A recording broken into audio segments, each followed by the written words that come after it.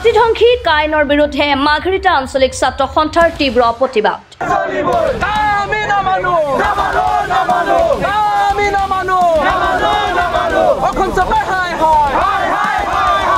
মাঘৰিটা block তিনিআলিত কলা পতাকা উৰুৱাই প্ৰতিবাদ সাব্যস্ত কৰে মাঘৰিটা আঞ্চলিক ছাত্ৰ সন্থাই। প্ৰতিবাদীসকলে কা বাতিল কৰিব লাগিবই, কা আমি নামানো, বিজেপি চৰকাৰ গো বেক, অমিত শ্বাহ হুচিয়াৰ, চৰকাৰ বিৰোধী শ্লোগানেৰে উত্তাল কৰি তোলে। মাঘৰিটাৰ পৰা প্ৰতীক ছেত্ৰী ৰিপৰ্ট এনি লাইভ। আহ্বান মৰ্মে আজি মাঘৰিটা আঞ্চলিক ছাত্ৰ সন্থাই ৰাজহুৱা স্থানত কলা পতাকা উত্তোলনৰ কাৰ্যসূচী গ্ৰহণ কৰিছিলে।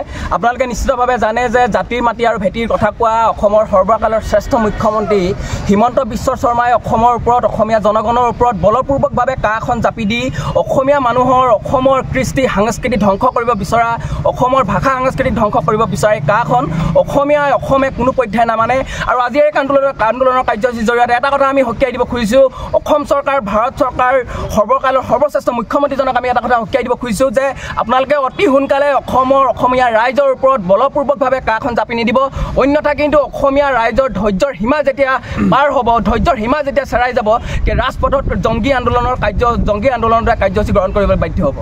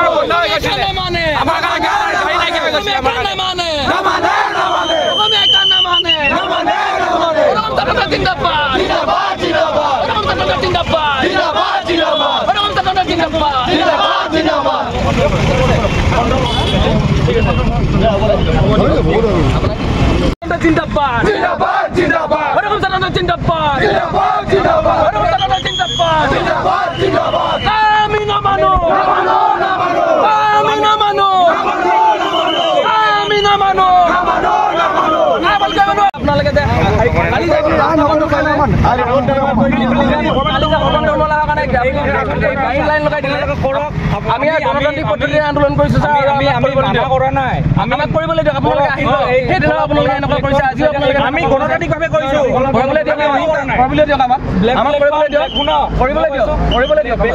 কৰিবলৈ দিয়ক, আপোনাৰ অধিকাৰ আছে, আমাৰ অধিকাৰ আছে।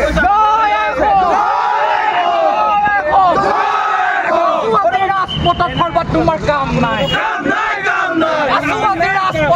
তোমাৰ কাম নাই, তোমাৰ কাম নাই, এই জয় চলিছে, আমাৰ সংগ্ৰাম চলিছে,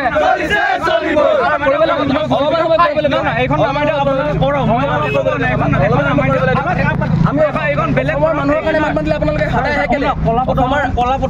নহয়, আমি অসমৰ ৰাইজৰ কাৰণে কাম কৰিছোঁ। আপোনালোকেতো অসমীয়া মানুহ, আপোনালোক অসমীয়া নহয় নেকি? আপোনালোক অসমীয়া নহয় নেকি? আমি কাখন বাতিল কৰিবৰ কাৰণে কৰিছোঁ, আপোনালোক কৰিবলৈ দিয়ক।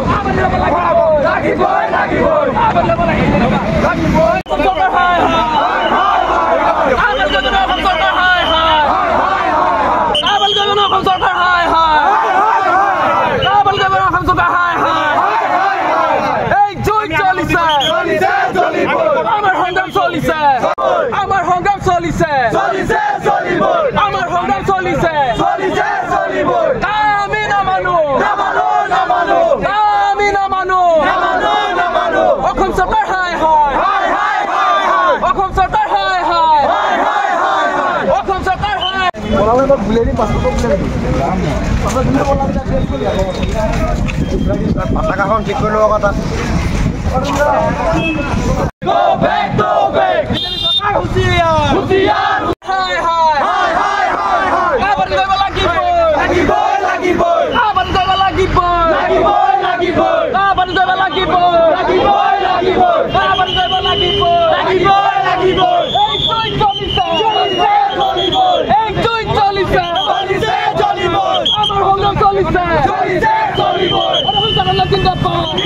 Zindabad!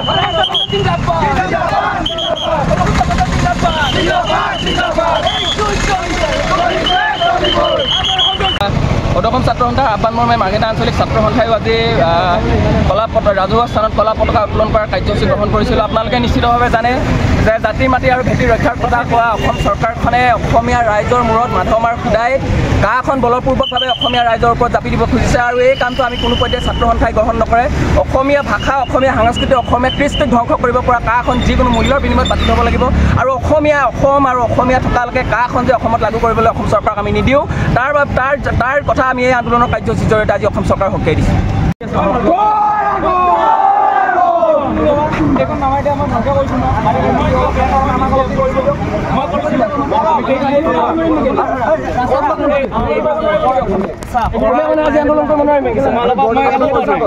অসমৰ ৰাইজৰ কাৰণে আমি অসমীয়া মানুহে আজি দিনৰ আন্দোলন কৰিব নোৱাৰিব নেকি? অসমৰ অসমীয়া মানুহে আজি আন্দোলন কৰিব নোৱাৰিব নেকি? সেইটো কথা কওকচোন। আপোনালোকে বিজেপি কোনো মানুহ আপোনালোকৰ ভয়ত তেল দিব, বটলত তেল দিবলৈ ভয় খায়। টায়াৰ দোকানী আপোনালোকে আমাৰ টায়াৰ নিব গম পাইছে, আপোনালোকে দমন চলাইছে। নহ'ব